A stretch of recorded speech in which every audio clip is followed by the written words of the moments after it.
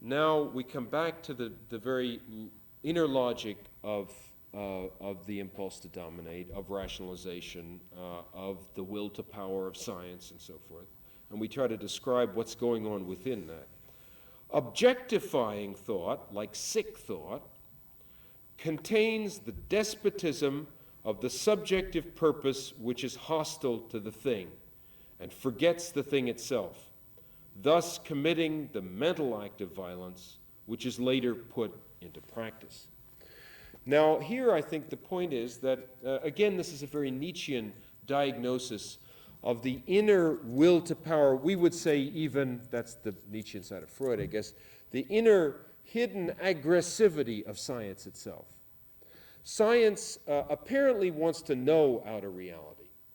But in fact, according to this diagnosis, it hates outer reality. It wants to control it and get rid of it. And therefore, this objectifying logic of science, which organizes outer reality into the purely formal, is also dialectically at one with a very passionate kind of subjective investment, which is aggressivity towards these objects of the outside world.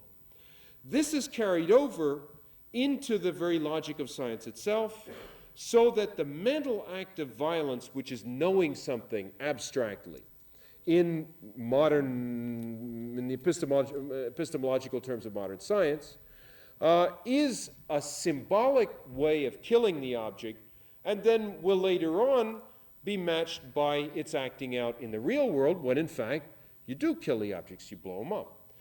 You find out all about the world, and then you destroy it. But this is already implicit in the very logic of scientific knowledge itself. And finally,